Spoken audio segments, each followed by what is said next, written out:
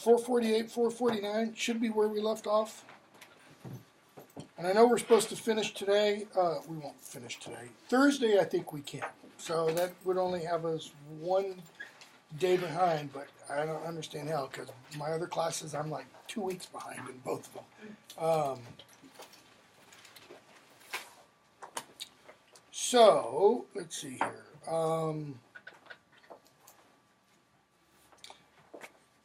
448-49 is where Umbridge is evaluating Hagrid's class. Actually, I don't want to talk about that. We can skip that. Oh, yeah. That chapter, however, they have a Defense Against the Dark Arts class with Harry, or a Dumbledore's Army class with Harry, and page bottom of 455 and 456 and 457. Harry's left behind with, well, hold on a second. Before that, we're going to talk about the Cho scene very briefly.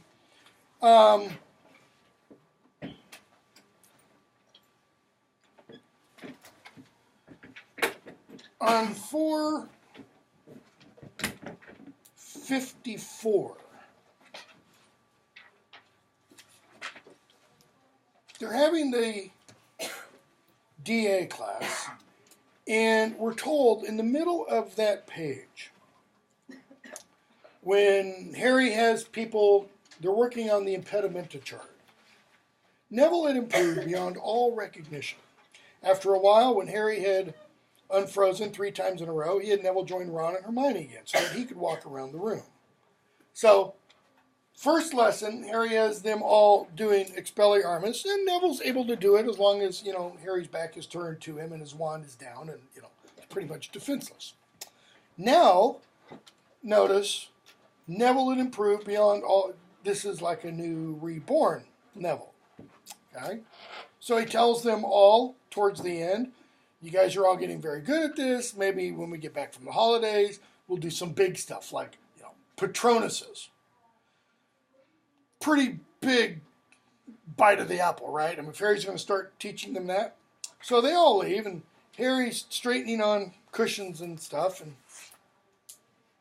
Cho comes up to him and starts talking to Harry about Cedric, and Harry says, Cedric knew all this stuff. He was really good in the maze, and blah, blah, blah. And she says, 456, yeah, but you survived when you were just a baby. In other words, there must be something special about you, Harry. He says, yeah, well, I don't know why. Nobody does. Nothing to be proud of. It's like having blonde hair and blue eyes. Nothing to be proud of. It's just the way it is. So he kind of starts to go, apparently, because she says, don't go. I'm really sorry. Get upset, and, She says, I know it's got to be horrible. I mentioned Cedric. You saw him die. I suppose you want to forget about it, but you're a really good teacher. I've never been able to stun. And she's getting closer and closer, and they're underneath the mistletoe. And so Harry goes back to the common room and meets up with Ron and Hermione. And Ron, kind of pulls out, so they kissed. And Ron, bottom of 458. Well, Hermione says, Cho spends half her time crying these days. She does it at mealtimes, in the loos, all over the place. Ron, you think a bit of kissing would cheer her up? Okay, this is giving us a little input into Ron's mind. Ron, says Hermione, you are the most... I always laugh when I think of this line. You are the most insensitive wart I've ever had the misfortune to meet. And yet she will end up marrying that insensitive wart. Well, what's that supposed to mean? What sort of person cries while someone's kissing them? Harry, yeah. In other words, Harry's, content to sit beside quietly and just let these two play out this conversation. But he wants answers now, too. In other words, he's kind of going, Hermione, cue me into the female mind. Just a few pointers that I can write down, And she says, don't you understand how Cho's feeling at the moment? No. They both say. Well, she's obviously she's feeling very sad, middle of 459, because of Cedric dying. Okay, understandable. How long ago was that? This is just before Christmas break, so about 6 months, 7 months maybe, if it was May. Okay, not necessarily long enough to be completely over it, obviously, but long enough to be over it. Okay, from Harry and Ron's perspective, I will say, from the male perspective. Okay, so she says the next week she's feeling confused because she likes Cedric, and now she likes him. And now she likes Harry. And she can't work out who she likes best. Notice the verb tense there for like. Likes. She can't figure out who she likes best. Okay, help me out here, guys. What? Cedric's dead. She can't like the way she did before, unless she's into some really weird stuff. Then she'll be feeling guilty, thinking it's an insult to Cedric's memory to be kissing Harry at all. And she'll be worrying about what everyone else might say about her if she starts going out with Harry. Now, if J.K. Rowling were to revise these, I really wish she'd have a pause here so that we're taken inside Harry's mind and what Harry is thinking while Hermione is saying all this. I'd really love for her to say, Harry heard all this and kind of couldn't help but think whatever she thinks Harry would think. Because I know what I think Harry thinks. Harry's probably thinking, what? And she probably can't work out what her feelings toward Harry are anyway. Okay, so one, she's sad because Cedric's dead. Two, she's confused because she liked Cedric and now she likes Harry. And she doesn't know which one she likes more, even though Cedric is still dead. And then she's guilty, so sad, confused, guilty, because it's an insult to Cedric to kiss Harry. And then she's worrying about what others think about her kissing Harry, or if she starts going out with Harry. And she's not sure about her feelings for Harry anyways. Okay, now shouldn't that point really be addressed first? If she's kissing Harry, what must be her feelings towards Harry?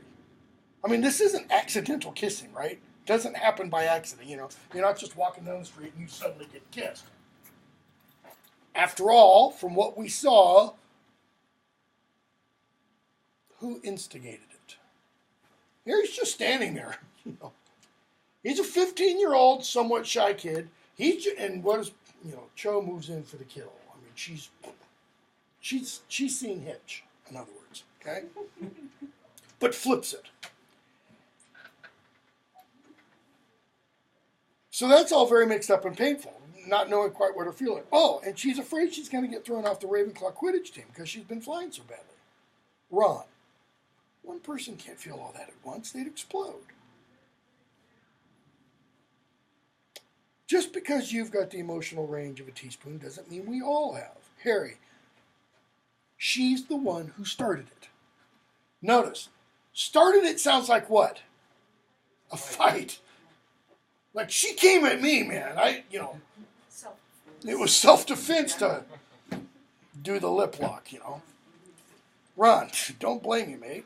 So,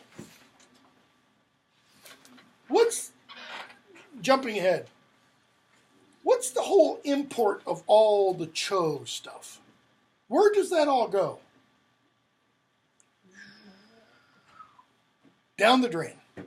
Nothing comes of it. Why? Because Harry's not really interested in Cho? Partially. Why else? Isn't this all just plot device? I mean, part of it is to build up to what scene?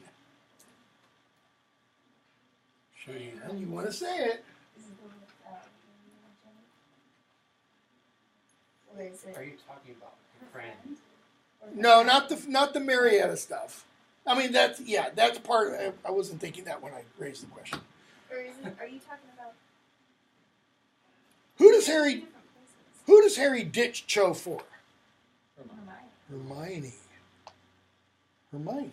What, it seems to me Cho is there as a romantic kind of interlude to what? To really show where Harry's loyalties are. It's not with Cho. It's Hermione. Okay?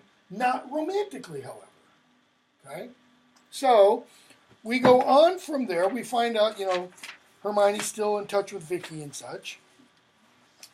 And the end of the chapter, Harry has bad dream, vision. He tells McGonagall, he says, I'm not lying, I'm not mad, I'll tell you how it happened. She says, I understand, I believe you. They go to see Dumbledore. Page 467, she tells Dumbledore Harry had a nightmare. It wasn't a nightmare. She says, well, then you tell him about it. Well, I was asleep, and if you were asleep, it was a nightmare. Okay? So Dumbledore asked him, 468, how did you see this? Inside my head. What do you mean? What do you mean, how did I see it? No, you misunderstand me. I mean, where were you? Oh, okay. I was the snake. Dumbledore looks at Ron and says, is Arthur seriously injured? Yeah. Okay. How much time has passed from the moment of the nightmare to right now? It's at least several minutes. I mean, he's screaming. He's got to get Ron. Ron's got to calm him down a little bit. They got to get McGonagall. McGonagall's got to take them to Dumbledore's office. Half an hour? Okay, maybe half an hour. I'd say at least 5 minutes. Why do I not want to go half an hour? Where's Arthur? Slumped up against the door, bleeding out, or bleeding at least. Okay. So, is he badly? Yes. So Dumbledore stands up quickly. Harry jumps, and Dumbledore starts talking to the pictures on the wall. And Harry his initial thought is probably, he's lost it. Okay. So they start talking and such, and Dumbledore explains, Everard and Dilys were two of Hogwarts' most celebrated heads. They're renowned as such, both have portraits hanging in other important wizarding institutions. And what do Harry and Ron now understand about portraits that have portraits in other institutions? Go between properties. They can, they're like telecom systems. I mean, they can go between them. Boy, that is really annoying. If I were God. So Harry says, but Mr. Weasley could be anywhere. That is, how do you know where he is? Dumbledore, don't notice he doesn't address that. Sit down. Okay. So McGonagall draws literally up chairs, and Dumbledore does the pensive. Page 470. The instrument tinkled into life at once with rhythmic clinking noises. Tiny puff, that's not pensive, something lives similar to it. The serpent's head grows out, opening its mouth wide. Harry wonders what it was. Naturally, but in essence divided. But in essence divided. What's he talking about? I think the snake was what was going on in Harry's head. I was talking about the minds are divided. Well, okay, but in essence divided, so what is connected? Okay, how? Okay, souls. But their essence, the thing that makes them each themselves, that part is divided. Harry doesn't understand. Okay, Dumbledore touches the instrument, smoke disappears, it kind of...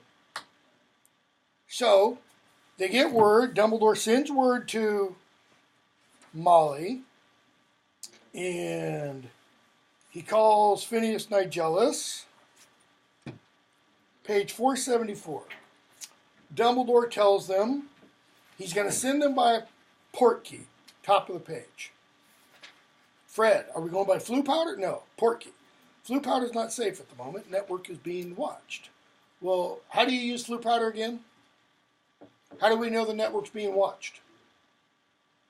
Because Umbridge reached into the fire to grab. Umbridge reached into the fire, or we saw her hand reach in the time when Sirius was talking to Harry out of the fire. Okay? So, they hear Fox's warning. Dumbledore says, she must know you're out of your beds. That is Umbridge. Minerva, go head her off. Tell her any story. Okay. Phineas Nigella says, great-grandson's fine. So, you're going to go by Portkey. On the count of 3, then 1, 2, and Harry and Dumbledore's eyes connect. Happened in a fraction of a second, in the infinitesimal pause before Dumbledore said 3. Harry looked at him. They were close together. His clear blue gaze moved from the Portkey to Harry's face. And what does Harry think? Bite. Sink his fangs. 3, and he's gone. Okay? So they go off to number 12, Grimmauld Place. And there's Sirius, and they get an owl. Arthur's fine. Molly's heading for St. Mungo's.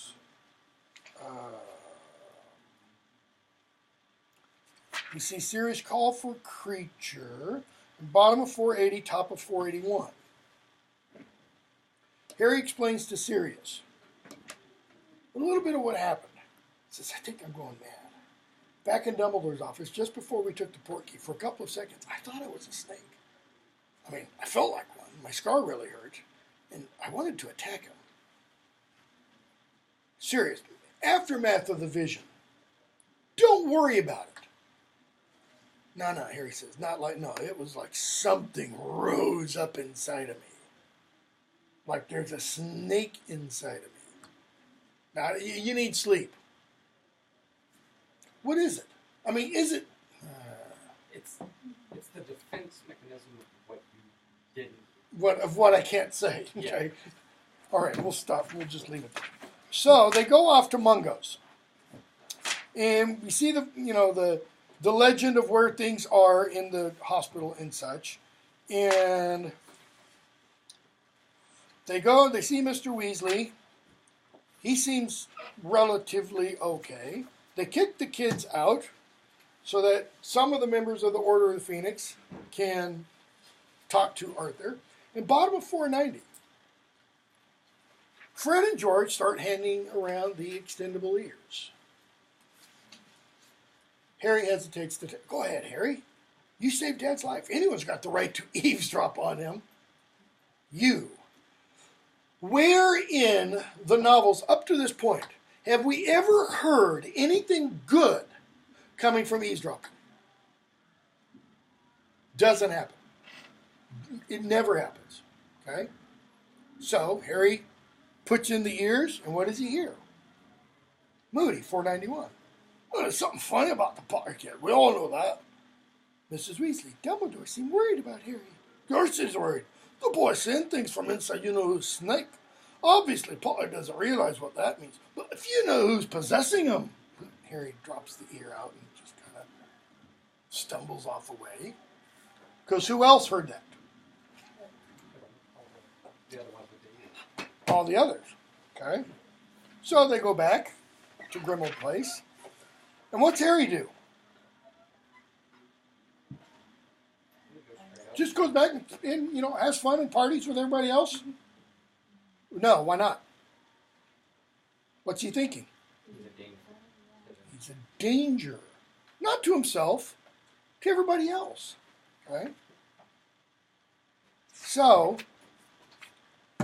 Phineas Nigella's portrait on the wall sees Harry. Notice how fortunate it is that Harry's in the room, that Phineas Nigella's portrait is on the wall. Don't think that's an accident. And it tells him, stay where you are, as Harry is kind of thinking of leaving. I haven't moved, says Harry, so what's the message? Stay where you are. So that's it, huh? Just stay here, bottom of 495. That's all anyone tells me. Just stay here. Be good. Phineas Nigellus. You know, this is precisely why I loathed being a teacher. Young people are so infernally convinced that they are absolutely right about everything. Taught high school for a year. I kind of understand Phineas Nigellus. Has it not occurred to you, my poor puffed up popinjay, there might, what does he mean? Puffed up popinjay. Like a bird trying to show. Okay? Puffed up. Yeah, I mean, showing off his plumage, what else does it mean? What does Snape repeatedly say about Harry? Full of himself. A little bit of talent on the Quidditch field, you know, like your father. And what do? You strut around school. Phineas Nigellus is saying the same thing. Might there be just a little bit of truth to this? I'm just asking. I'm not saying that there is. That there might be an excellent reason why the headmaster of Hogwarts is not confiding every detail of his plans to you. Notice that perspective. What's Harry? Just a student. Fifth-year student. What's Dumbledore? Former Supreme Mugwump on the Wisengamot. That is Chief Justice. Okay? He's the head of the Order of the Phoenix. He's the most powerful good wizard alive. Everybody says even Voldemort was afraid to show himself when Dumbledore was around. Okay? And he's just said, and you're surprised that the headmaster has not confided all of his details to you? Have you never paused while feeling hard done by, oh, the world owes me kind of a mentality? To note that following Dumbledore's orders has never yet led you into harm? That hasn't thought crossed your mind? No? No, like all young people, you are quite sure you alone feel and think. You alone recognize danger. You alone are the only one clever enough to realize what the Dark Lord may be planning. In other words, he says, Harry, you think what? I've got all the answers. He is planning something then. Oh, did I say that?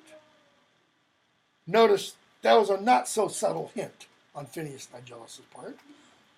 Okay? So, he's thinking of Cho, he sinks into his bed, he has the dream, etc., etc. Pages 499 and following. The next day, Harry, Ron, Ginny, Hermione sit down to talk with Harry. And they say, come on, we want to talk to you. We know what you heard. And Ginny says, but since you've been hiding ever since we got back, I didn't want anyone to talk to me. Well, that was a bit stupid. Since, you don't know anyone but me who's been possessed by you-know-who, and I can tell you how it feels. In other words, if I can tell you how it feels, that's what? Proof of what it's like. So I can tell you whether or not you're being possessed. Harry, I forgot. Sorry, sue me. She says, lucky you. Why? Must be nice to be able to forget. She can't. She can't. She remembers, apparently, what it was like every time. So what's it like? Can you remember everything you've been doing? Big blank periods where you don't know what you... no. Then you've not been possessed, Harry. When he did it to me, I couldn't remember what I'd been doing for hours at a time. And suddenly his heart is lightening. But the dream I had about your dad and the snake. Hermione, Harry, you've had those dreams before. You had flashes of what Voldemort was up to last year. Harry, no, this is different. Okay?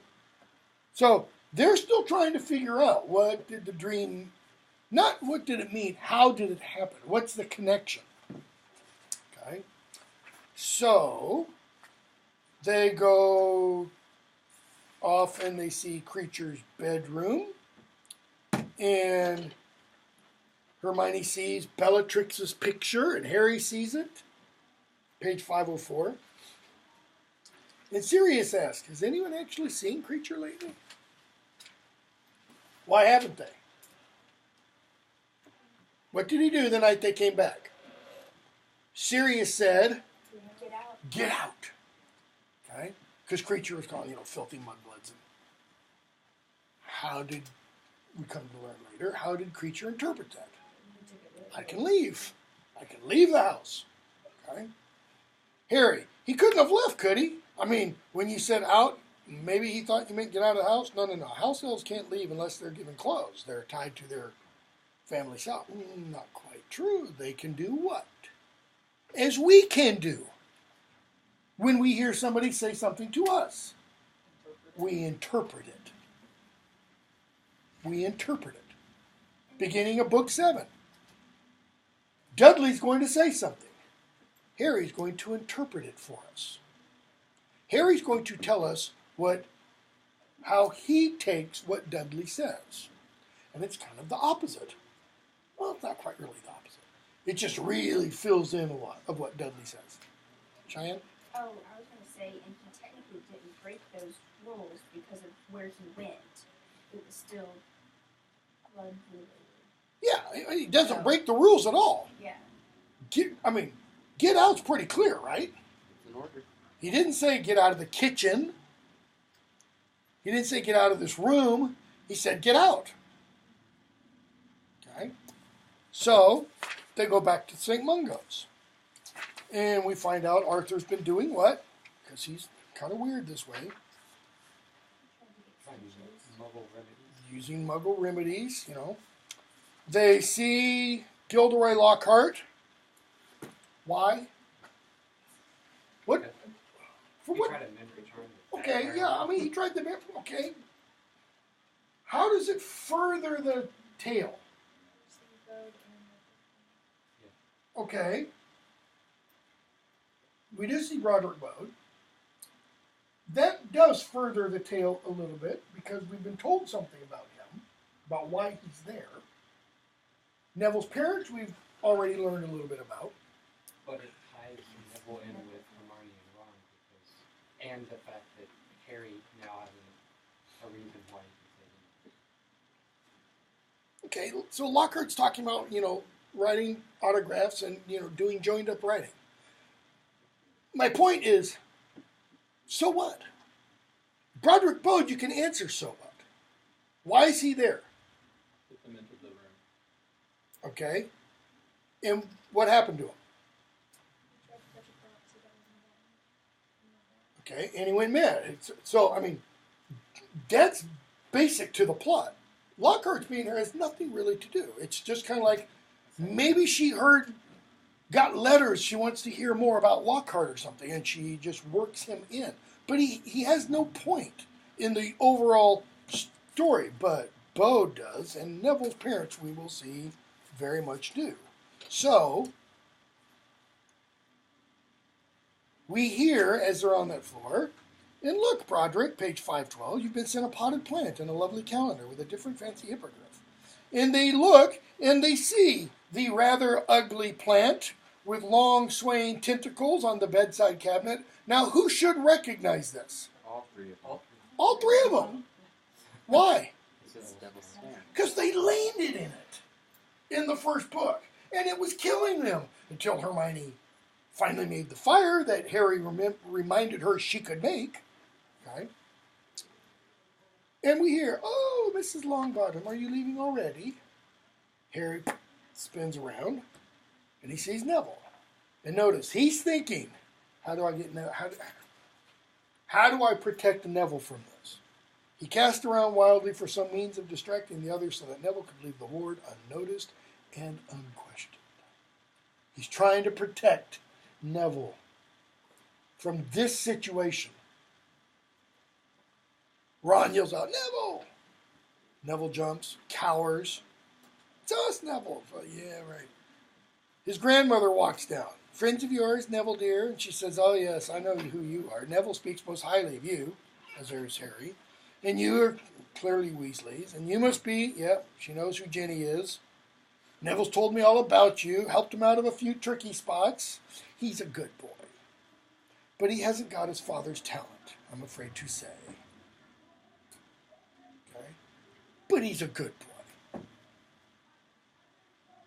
And she jerks her head towards the two beds at the end. Ron, is that your dad down there? What's this? You haven't told your friends about your parents, Neville? Says, no. Nothing to be ashamed of. You should be proud, Neville, proud. They didn't give their health and their sanity so their only son would be ashamed of them. You know. Neville, I'm not ashamed. Well, you got a funny way of showing it. And so she explains to them. They were tortured into insanity by you-know-whose followers.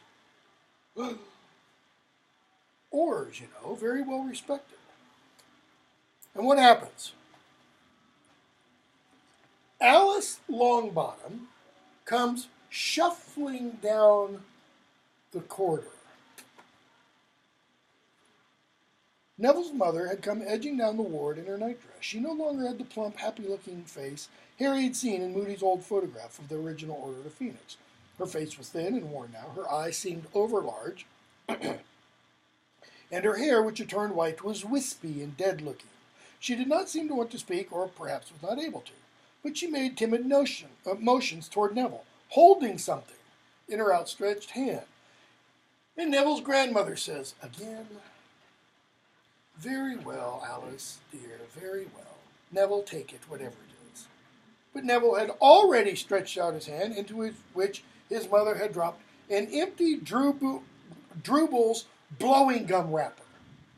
A gum wrapper. So she walks all the way down the floor to hand something to Neville. Very nice, dear, says Neville's grandmother in a falsely cheery voice. So if it's a falsely cheery voice, what are we really being told about Neville's grandmother there? She's tired of it. Tired of it? She's fake. She's fake? She's cold. This is cold. This is unfeeling. She has no heart. But Neville says, thanks, Mom. His mother totters away back up the ward. Okay? So when they leave, the others all say, I never knew anything like that about Neville. Harry, I did. Dumbledore made me promise not to say anything. Bellatrix Lestrange got sent to Azkaban for doing that. Hermione, Bellatrix Lestrange? The woman creature's got a photo of? Mm-hmm. So, why does Neville's mother bring this piece of paper down to him and give it to him? Plot device? If so, it's kind of useless because it doesn't further the plot at all. Is it to show Neville's relationship between him and his... Partially, yep. Because he doesn't throw it away like his You can, okay, keep going. He doesn't throw it away. How many of these does he have? A lot. Enough to paper his room, his grandmother says. Okay, so one, Neville doesn't obviously only visit his parents once a year at Christmas. Because when is this? This is Christmas on the closed ward. What did she just give Neville? She gave him his Christmas present. Is she gone? Mostly. She's not all the way gone, though. I think Neville's dad is all the way gone. Neville's mother, there's still something there. And Neville says, thanks, Mom. And what does he do? He puts it in his pocket and he keeps it. Why? It's a Christmas gift. It's a scrap of paper. It's a piece of garbage. To Neville, it's the greatest gift in the world. Can you think of something he would get from anybody else that would mean more than that? Because he keeps them, and I think he goes probably Christmas, he goes Easter break, he goes during the summer, and probably more than once. Because how long have they been here? Since about the same, well, a year after after Voldemort fell. That's when Neville's parents were tortured into insanity. So Neville would have been 2 then. I imagine his grandmother probably brought him beginning that year or shortly thereafter.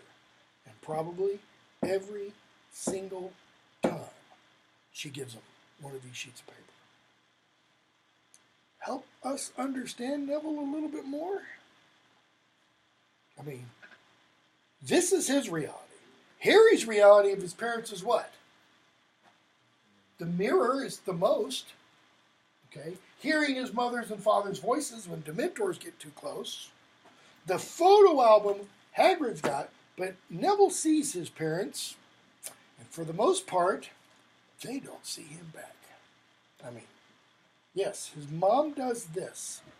I think, again, every time he visits. Otherwise, he wouldn't have enough to paper his room. Now, maybe she's just being hyperbolic. Maybe she's just exaggerating. But what does she say about it? Very nice to have met you all. Neville, put that wrapper in the bin. It's just trash. Okay, to her. Well, in the next book, when they're getting ready to do their revisions, go over their course schedules, what do we find out about Mrs. Or was it this one? No, it's later. What do we find out about Mrs. Longbottom and Charms? She didn't pass. And McGonagall says, I'll talk to her. I'll remind her that just because she failed doesn't mean it's not a worthwhile subject. Because how did Neville do in his Owls? Exceeds expectations. It either exceeds expectations or outstanding. Okay. McGonagall is just well, if she were in our world, she just did what? She broke a federal law. FERPA, Federal Educational Rights Privacy Act. If you're over the age of 18 and one of your parents called me to find out how you're doing in my class, you know what I'd say? Can't tell you. Unless they could show me the form that you sign that says, I can tell you. But McGonagall says, hey, Neville, your grandmother's a know-nothing. She's a dummy compared to you. Okay? And she does that in what context? Well, it's after what occurs at the end of this book. She says, after what you did at the ministry last year, your grandmother should be pretty proud of you, Neville. Okay, so next chapter. Occlumency. Harry's got to have occlumency lessons with Snape. Why Snape? I mean, he asked, why Snape? Well, because he's pretty advanced at it. Dumbledore wants him to have these lessons. And Snape explains, page 530, and we're obviously skipping a lot. Because notice, how much does Sirius want Harry to have occlumency lessons with Snape? So, 5:30, Snape tells him the Dark Lord is highly skilled at legilimency, or legilimency. I don't know how the narrators pronounce it. Well, what's that, sir? It's the ability to extract feelings and memories from another person's mind. Okay. This is what Harry does constantly. He's just heard Snape. It's the ability to extract feelings and memories from another person's mind. He can read minds. Notice, he simplifies. Oh, Potter, you lack subtlety.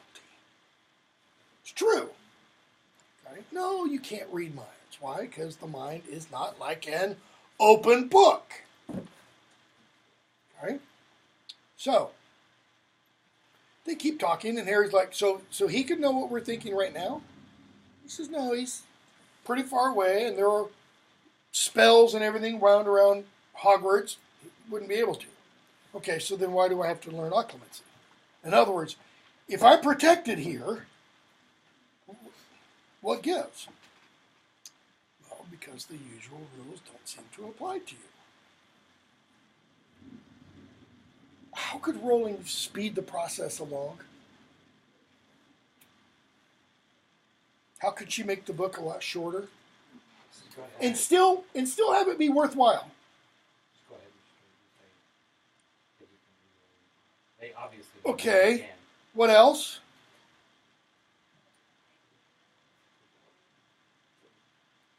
They got most of the lessons. Extra stuff. Couldn't Dumbledore be honest with Harry from the beginning?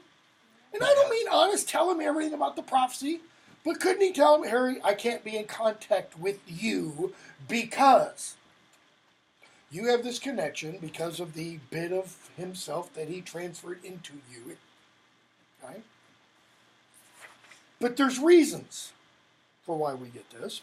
One of them is, what happens during his occlumency lessons?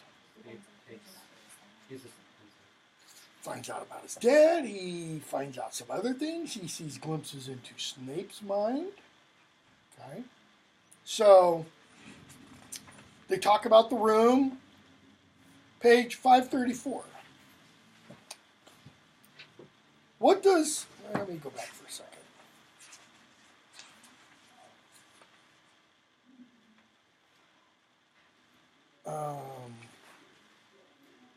No, 534. Snape says, so I'm going to try to break into your mind. I want you to resist. What does he not tell him? How? This is like Lockhart teaching, dueling. Right? I've been told you have already shown aptitude at resisting the Imperious Curse. Similar powers. Okay, so legilimate. Snape instruct. Struck. And what does Snape see? Harry's 5, watching Dudley riding a new red bicycle, his heart bursting with jealousy. He was 9. Ripper the Bulldog was chasing him up a tree, and the Dursleys were laughing below on the lawn. Okay, so what has Snape seen so far? Okay, childhood. What else? What about his childhood? Harry's a victim. No, are these positive memories? No. He was sitting under the sorting hat. He's telling him he would do well in Slytherin. Also not a good memory. Hermione lying in the hospital wing, her face covered with thick black hair. Not a good memory. 100 Dementors closing in on him beside the dark lake. Cho drawing nearer to him under the mistletoe. I think that's a positive memory. At the very least, it's ambivalent. But all the others, not good memories. No, says Harry. Okay. Harry, did you see everything I saw? He's kind of going, please no, please no. Flashes, to whom did the dog belong? My Aunt Marge. Harry muttered, hating Snape. Why does he hate Snape? Okay, why else? Because he saw that. Where were those memories in Harry's mind? Way down. Those are things he pushed down. Okay? And notice, it's like touch of the wand, poof. They're right there. Why? Because they are things Harry must do what? Constantly. They're not buried. They're there on this. He's got to constantly keep them down. This is telling us a little bit about Harry. Okay? I don't want to say he's a troubled kid, but he doesn't have an easy background. So, well, for a first attempt, that was not as poor as it might have been. What is it? What did Snape just say? Not bad. Not bad. Good job, Harry. As only Snape can say it. Okay? You managed to stop me eventually, though you wasted time and energy shouting. You must remain focused. Repel me with your brain, Harry. You're not telling me how. Manners, Potter. Close your eyes. And this time, dragon, mother and father waving at him out of the mirror, Cedric lying on the ground, dead. No. Snape, make an effort. I am making an effort. I told you to empty yourself of emotion. Yeah, well, I'm finding that hard at the moment. Why? He's so busy hating Snape. Because he's so busy hating Snape. If you're hating someone, what does that mean? You have emotions toward them. You have emotions toward them and you're open. You're completely vulnerable to them. Because if you're hating someone, what have you given that person? Power. Entirely. That person controls you. Entirely. Because you allow them to do what? Push those buttons. Get under your skin. Okay? Then you will find yourself easy prey for the Dark Lord, Snape says.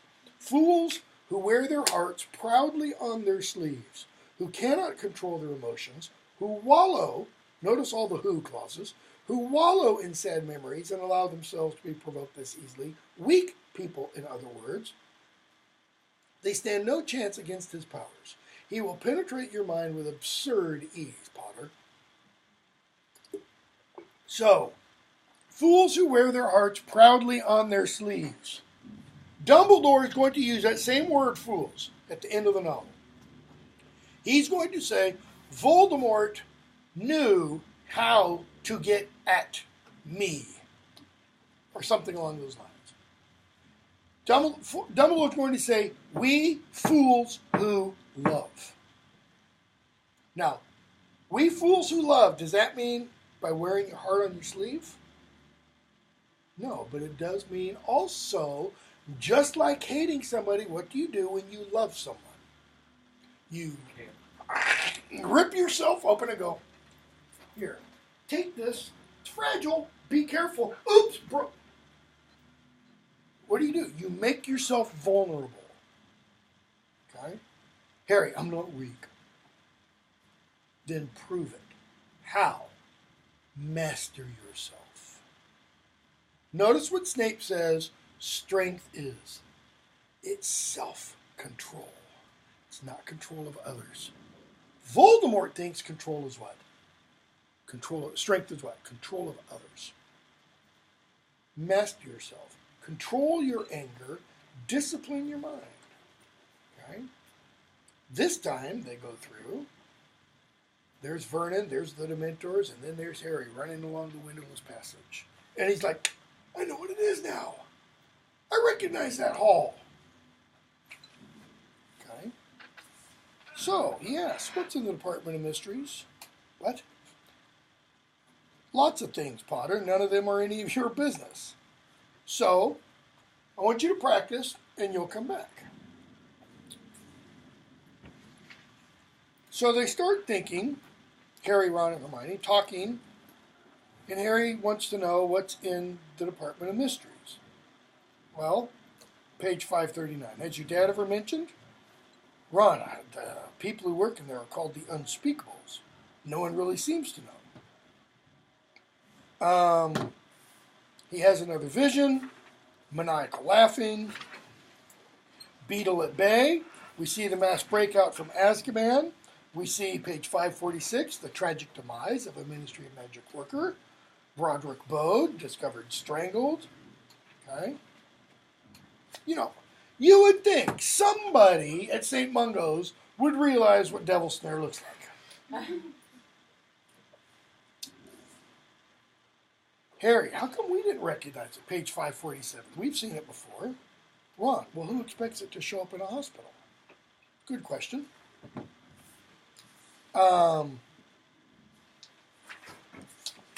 Let's see here. A new educational decree.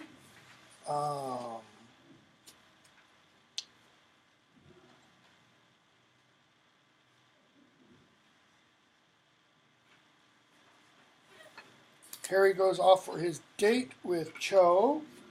And then page 560 says, you wouldn't mind going to the 3 broomsticks at lunch, would you? I need to meet Hermione. You know, just not a smart man. And Cho, rushes out. So they meet up with Hermione and Rita Skeeter. For what purpose? Last time we saw Hermione with Rita Skeeter at the 3 broomsticks wasn't a very good situation. Rita Skeeter was threatening her, okay? But now, Hermione says, 566 and 67. I'll take that back. Harry tells Rita Skeeter what he saw. And Rita Skeeter says, page 566, but of course Little Miss Perfect wouldn't want that story out there, would she? She doesn't want it. Harry and Hermione says, no, that's actually exactly what I want you to tell. In other words, she wants Rita Skeeter to do what? Seemingly for the first time in her life. Tell the truth. Okay? True story. All the facts. As Harry reports them. Exactly. He'll give you all the details. Prophet wouldn't print that. What would that be akin to? and they were getting the New York Times to print all the real dirt on something a president once hidden. Okay? Hermione says, we don't need another story about Harry's lost his marbles. We've had plenty of those. Read it. There's not a market for a story. There's not a market for what? For the truth. For the truth. Now, is Rowling saying something about the press, and journalism? I think she is. I think she's saying the modern press, modern 2007, 2006, when she's actually finishing this up, was nothing but muckrakers. Okay? So Hermione says, no, you're not going to print it in the Daily Prophet. You're going to print it in the Quibbler. Okay, what's the Quibbler again? Equivalent to in our world? Tabloids.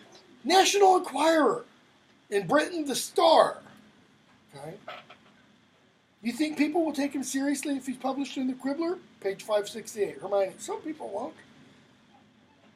But the Daily Prophet's version of the Azkaban breakout had some gaping holes. In other words, people are starting to see there's problems with the Prophet's reporting. Okay? So, she does it. Why?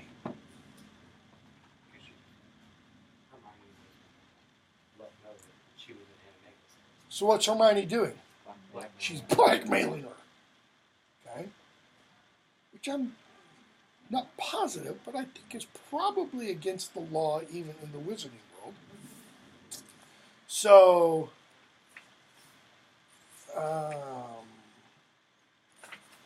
let's skip a bunch. A few days later, Harry's at breakfast, and he gets a delivery.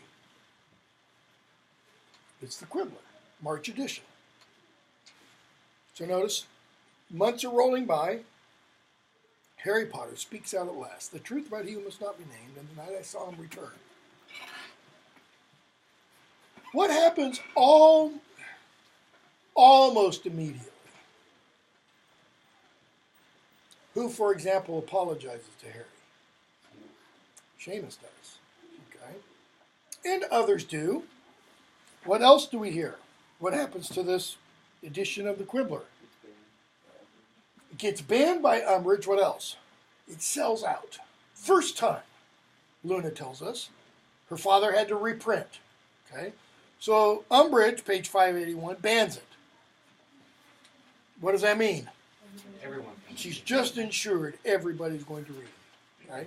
This book came out, like I said, actually this one was in 2007. This one was 2003. Okay? Just a few years, well, not more than a few. About, I don't know, 17 years earlier, 15 years earlier, something like that. I don't remember the exact year. Martin Scorsese made a film starring, I can see his face, made a film, relatively low budget, based on a relatively obscure novel by a Greek author. And the film promised to have almost no national film run. I mean, it wasn't going to earn awards. It wasn't going to make a lot of money. Until a group of people heard about it. And the group of people raised the profile of the film from being an art house kind of indie film to major national awareness. Everybody know what the film was? The Last Temptation of Christ. Okay? Because there's a scene in it. I mean, the Christian groups got so upset about it. There's a scene in it where Christ is hanging on the cross and he has hallucinations. And in one of the hallucinations, he's having sex or something like that with Mary Magdalene. Can't have that happen. Okay? Anyways, this film would never have been seen by most people. But you started to have Pat Robertson, Jerry Falwell, Billy Graham, everybody on the quote-unquote Christian right come out and rail about it. So people wanted to see what all the fuss was about. And it ended up making millions. Not hundreds of millions, just millions. It was a pretty low budget film. Okay? Same kind of thing. If they had never said word one, it would have been a huge flop. Same thing here. If she had never said anything, how many of the students at Hogwarts would have read this article? Probably Harry's friends. Maybe the 25 or 28 if you want, who had gone to the the Hogshead. Well, there's a lot more students than that, but now she ensures they read it. Okay? So, 584-85, Harry has another vision. This time, we see Voldemort questioning whom? Nope. Rookwood. Okay. The same guy who Ludo Bagman was questioned about in the Pensive. Because Rookwood was what? A friend of his father. And he worked with the ministry. Ludo Bagman's like, hey, maybe he can get me a job. Okay? Well, here we see Rookwood, and Rookwood is telling Voldemort about what? Where did Rookwood work? In the Department of Mysteries. And he says, Bode never would have been able to remove it. But Voldemort says, Avery told me Bode could remove it. Nope. Bode would have known he could not. Undoubtedly, that's why he fought so hard against Malfoy's Imperious Curse. Okay? Stand up, Rookwood, whispers Harry. Rookwood stands up. You've done well to tell me this. And what do we see? You can leave, send in Avery. You know, he gets the Crucio curse. Again, Avery's just a moron. He can't do anything right. Okay? So Harry tells Ron, he says, this wasn't just a vision. I was Voldemort. Okay? So, Ron says, you got to tell. No, I'm not going to tell anyone. Who does he think he cannot tell? I can't say anything to Dumbledore. Why? He doesn't say anything to me. Sirius? He doesn't want Sirius to get in trouble. So, let's go on. He goes off to occlumency lessons. He sees Snape. Snape sees an image, page 590, of a man. Snape says, what was that memory? Harry, I don't know. You mean the one where my cousin tried to make me stand in the toilet? No. The one concerning a man kneeling in the middle of a darkened room. Oh, it's nothing. How do that man and that room come to be inside your head, Potter? It's a dream. You know why we're here, Potter? Yes, remind me, so I can learn occlumency. Okay. How many other dreams about the Dork Lord have you had? Just that one. Perhaps they make you feel important, Potter? That you have this connection? No, says Harry. Well, that's good, because you're not. You're neither special nor important. It's not up to you to find out what the Dark Lord is saying to his Death Eaters. No, that's your job, isn't it? You should at least get a stinging hex or something for, mouthing off like that. Okay? So here's a question based upon reading the end of the novel into here. Why is Dumbledore staying away from Harry again? He's afraid Harry will give information to Voldemort accidentally. Okay. What has Harry just said? Oh. You're the one whose job is to what? Spy on Voldemort. Can't Harry accidentally reveal that information to Voldemort?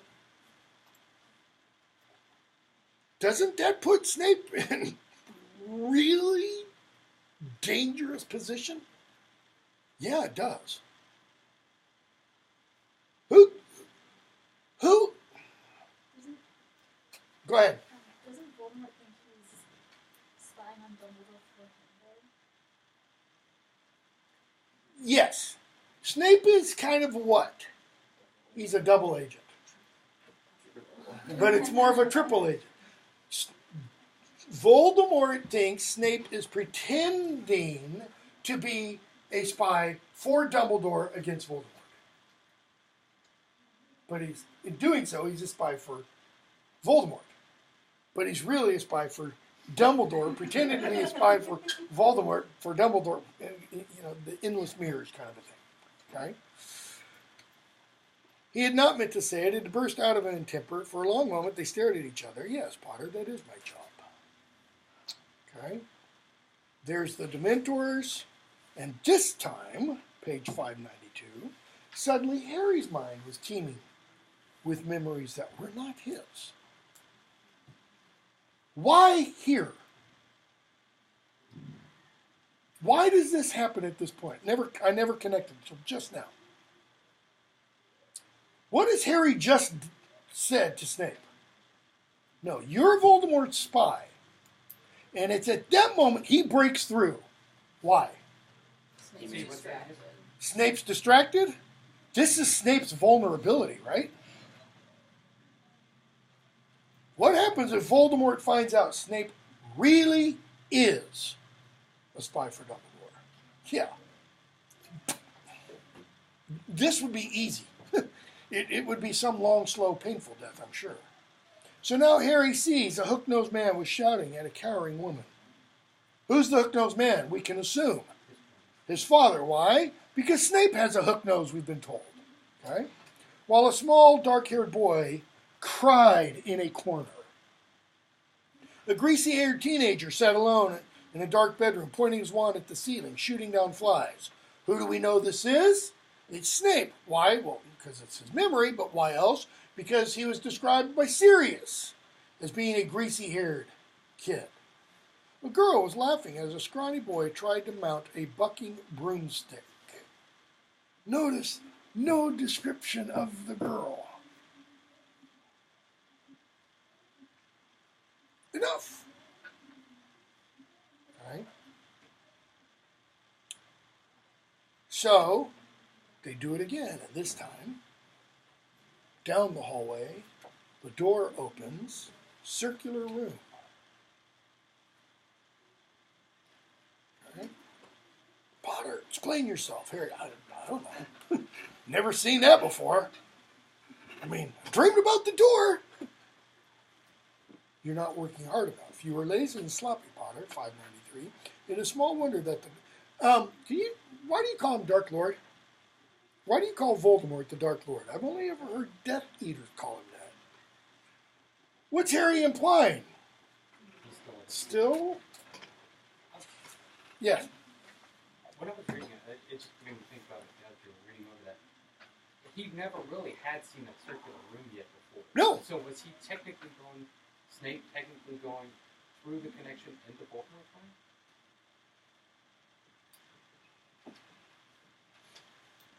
And Harry's like a conduit between the two? Well, isn't it, Snape hasn't even heard him for first yet. Harry's just having a vision. Like, Snape doesn't see this. Isn't that? No. Snape does see that. Oh, really? Yeah. And Harry Yeah. has never seen the On the bottom of 592, on the count of 3, 1, 2, Harry did not have time. He was hurtling along the corridor, Department of Mysteries. The door had flown open. He was through it at last, inside a black-walled, black-floored. Okay, but not everything Harry is seeing is obviously in his mind. Okay, why does this happen? This is what Voldemort wants Harry to see. Okay, but it's not that Voldemort's necessarily planting the image. Voldemort planted what image, so to speak, in Harry's mind? The hallway. He wants Harry what? Go down, follow the breadcrumbs. Go down to the hallway, take the last door on the right, go in the right room, or the circular room, find what? Find the door, go to why? Well, the plot is so that Harry can get the prophecy. Does Harry have to see the prophecy and everything in his mind? No, he doesn't. Okay. Voldemort's just kind of leading him on. So, big loud noise, they leave. We see Trelawney getting sacked, and Dumbledore replaces Trelawney with Firenze. and they talk about, horoscope and prophecy and all that kind of stuff. And Ferenc says, page 603, he points to the red star, notice, directly above Harry. Mars is bright tonight. And he says, in the past decade, the indications have been that wizardkind is living through nothing more than a brief calm between two wars. Historically, possibly. Might Rowling be saying something there? In terms of, think of when the novel is written and published. Possibly, but I don't think she means a very specific individual thing. Now, not chronologically within the world of the novel, because this is what? This is like 96 within the world of the novel? Oh, I guess it's possible. Okay? He says, we've been in a period of what? About a decade between two wars. Well, what happened? I mean, this gets published in 2003. Right? 9/11 happened, obviously, 2 years before that. What was a period of about 10 years between, let's say, 9/11 and what came before? Well, what happened in about 1990, 1991? Not Desert Storm. Louder? The Gulf War. No, because that's part of that. The first one, at least. Nope, that's too early. But Vietnam was an aspect of this larger war. The Cold War. Yeah, Cold War. Okay. The war between, Cold War, between the Soviet Union and its bloc of nations and the United States and its bloc of nations, or NATO. That's why the North Atlantic Treaty Organization was created, right, to counter Russia. And then Russia created the Warsaw Pact. So you had the Warsaw Pact nations and the NATO nations. And they were in a period of cold hostility. Korea was a flaring up of that. Vietnam was a flaring up of that. Right? Into a hot wars, so to speak. So where's the 10 years in between? Well, 1989, the Berlin Wall falls. 1990 and 91, the Soviet Union dissolves. 2001, you can go back a little bit earlier. 2000, a little bit earlier. 1998, you get the American embassy bombings in East Africa. 2000, you get the coal bombing on the coast of Yemen. 2001, you get 9/11. Okay? Is that the period between the two wars? That is the old Cold War in the new world situation we find ourselves in now? Is that possibly what she's getting at? I don't know. I just find it interesting that she uses that language of we've been living in a period of between this. Because in about 1993, 94 or so, no, it's later than that, a historian named Francis Fukuyama, who used to be conservative and had a change of heart/mind and became liberal, wrote an essay called The End of History. And the end of history was the end of the Cold War. And he said, what's going to come as a result of this end of history is we're going to have to use George Bush the First's phrase, new world order. This new globalist kind of mentality. Okay? Well, what was one of the things Clinton tried to do as president? We had what was called the peace dividend. We don't need to keep building up the military as Reagan and Bush 1 were doing. Why? Because we defeated that enemy. So, since we don't need to keep building up that defense budget, what can we do? We can use that money for what? Social programs. It's a peace dividend. Okay?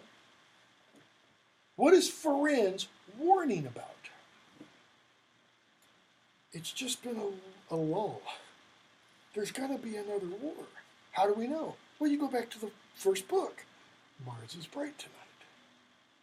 The implication is Mars is getting brighter and brighter and brighter. And what's going to happen?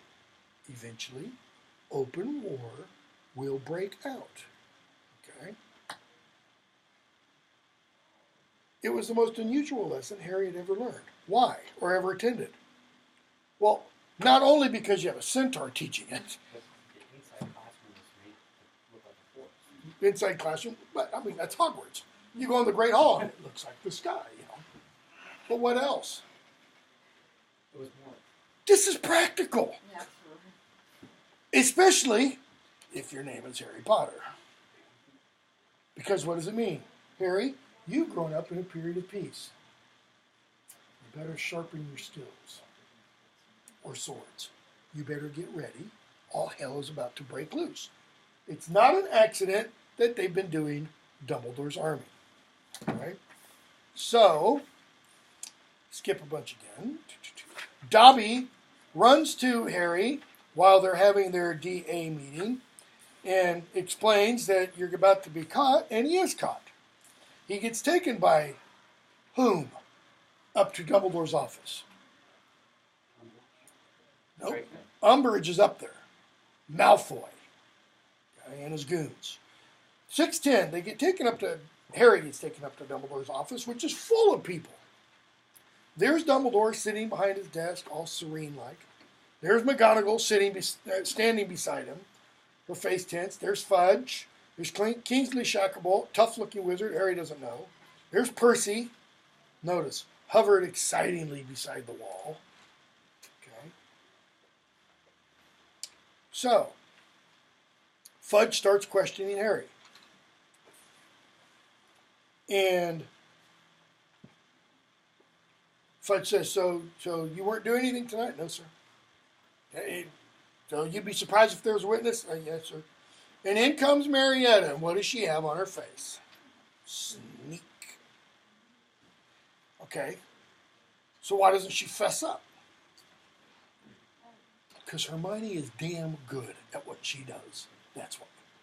Not only did she put sneak on her forehead, but she also can't tell the truth. But it's not just Hermione, right?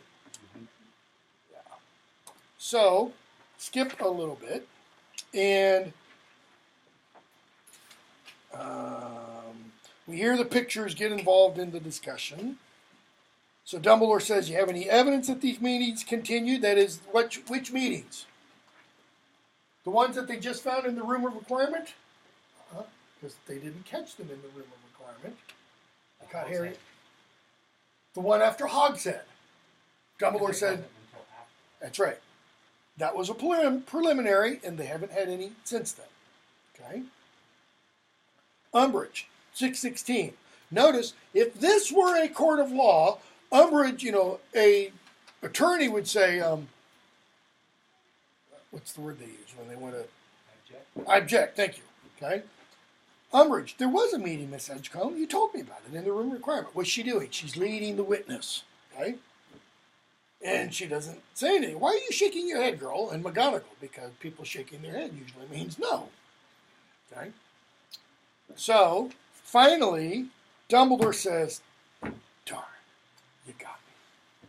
618. Yep, Dumbledore's army. Yep, you got me. You were, yep, it was me. Yep. Recruited all the students. Yep, that's all me. All right, so you're going to come with us. He goes, 619. Thought we might hit that little snag. I see no snag, Dumbledore. You seem to be laboring under the delusions, top of 620, that, what's the phrase? I will come quietly? No. I have absolutely no intention of being sent to Azkaban. I could break out, of course. Notice the hubris there. Okay. He's not saying I could break out if Dementors help me. What's he saying? There's no cell built that could hold me. But, I mean, what a waste of time. And frankly, I can think of a whole host of things I'd rather be doing. And Dawlish kind of twitches. And Dumbledore's like, come on, put it away. Don't be silly. I'm sure you are an excellent oar. I seem to remember you achieved outstanding in all your newts. What has he just done? But I still think of you as what? A 6th year. Don't you take newts in 6th year? 7th year. A 7th year. I still think of you as a high school senior. You're going to take me on. Notice he's not Dirty Harry. He doesn't say, go on, kid, make my day. Fudge. So you're going to take on Dolores, Shuckable, Dolores, and myself single-handed? He goes, no, not unless you're foolish enough to make me. And McGonagall goes, and I'll be there too, Albus, you know. And he says, no, you won't. And what happens? Okay. What should this tell Harry? Damn. You know. He's already seen Dumbledore do what? Barty Crouch Jr. blast the door down, you know, like anger personified. Okay. So, page 621, he said, you know, Kingsley was remarkably quick on the uptake, modifying Miss Edgecombe's memory like that while everybody was looking the other way. There's that, you know, again. You just reach into somebody's mind and take out what you don't want them to have anymore. So, go ahead.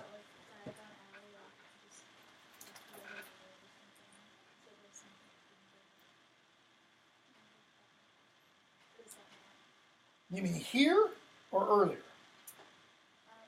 You said she seems to imply that if you look the other way or something, you might see something else, and he said, well, everyone's looking the other way, he was able to. Yeah, that's true. I mean, he does say he was remarkably quick on the uptake, modifying Miss Edgecombe's memory like that while everyone was looking the other way. Now, I think he means there, literally.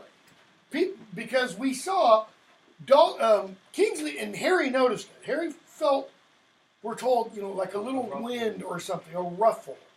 Okay? But yeah, I think it's while everybody was what? Distracted. What does the word distracted mean? Drawn away. So when you're drawn away, you're not focused.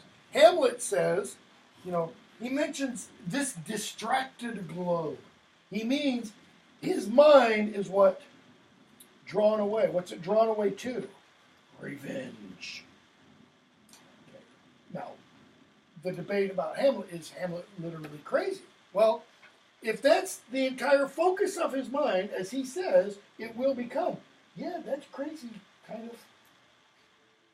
If that's what he starts to live for, okay? So, what do we have? 7 more minutes. Next chapter. Snape's worst memory. Here he goes off for another lesson with Snape. And Fred and George caused problems. So Snape leaves.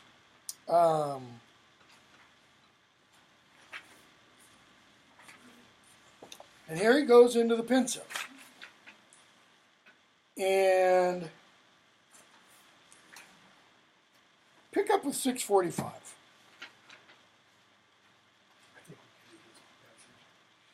Right in the middle of the page. So he's seen them, James, Sirius, Remus, Peter, and Severus, finish their owls. Okay? He sees them leave the classroom and go off on their way. Who does Harry go with? His father. Okay, now explain this to me. How can he go with his father? Whose memories are these? Snape's. Snape wasn't with his father. So how are the memories portrayed? It's like a virtual environment.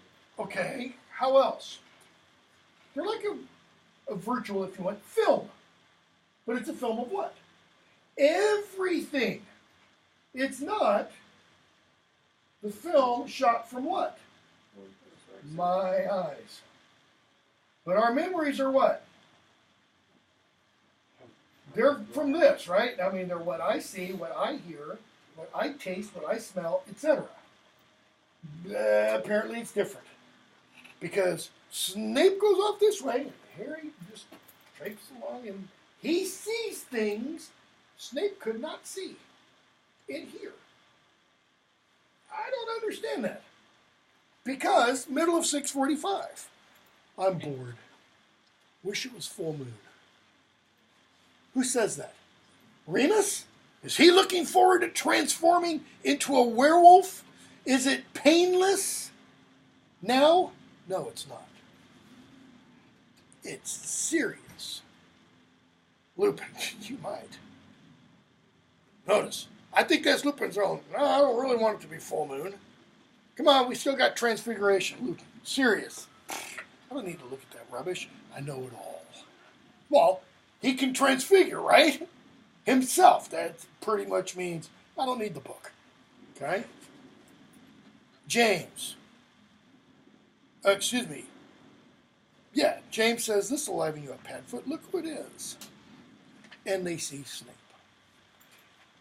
Do we even need to say anything else about James and Sirius right there? Because that's everything, right? How do we see them behave? They're what? Same age as Harry, Ron, and Hermione are. It was weird that Sirius's nickname, code name, is Snuffles. Okay. I was wondering if it had anything to do with what they were calling it Snuffles. Snivelous? No, what's the difference between snuffling and sniveling?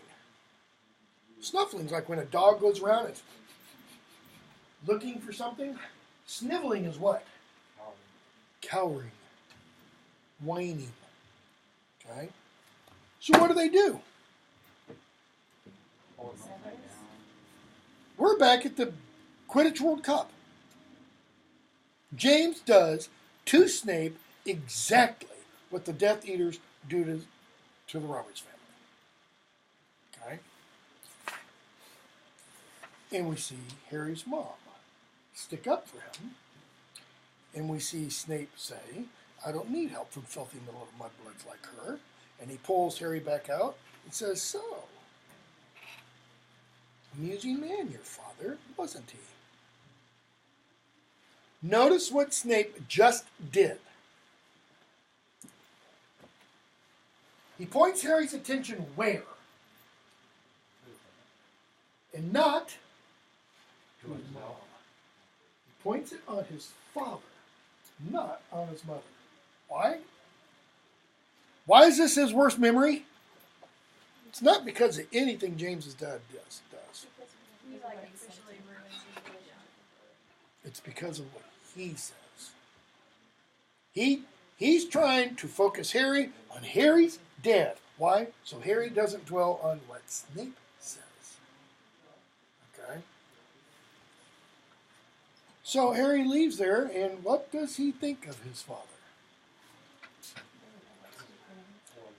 Is it that he doesn't know what to think? He feels like he connects with Snape Why? because he's always been big dog. He knows exactly how Snape is felt through school. Okay, so when Snape first breaks into Harry's mind and he sees Harry, quote unquote, the victim, what do you think's going on there? Especially when he says, whose dog was that? Whose birthday? It's like they're making themselves human to each They're starting to empathize a little bit. I'm not saying they're going to become drinking buddies or anything like that, but what does Harry now see about Snape? He sees more than just mean teacher. He sees him human. He's also a victim. He also sees what? As we start to see with students all throughout the school, there's a lot of screwed up, messed up families. Snape didn't come from a good family, did he? Nope. Harry didn't come from a good family, did he? Not James and Lily, but the Dursleys. Nope. Neville doesn't come from a good family, does he? Nope. Voldemort didn't come from a good family, did he? Nope. Draco doesn't come from a good family, does he? Nope. I mean, a lot of messed up families. Okay, we will pick up where we left off and finish on Thursday. Yeah, probably expect a quiz over the whole thing, or the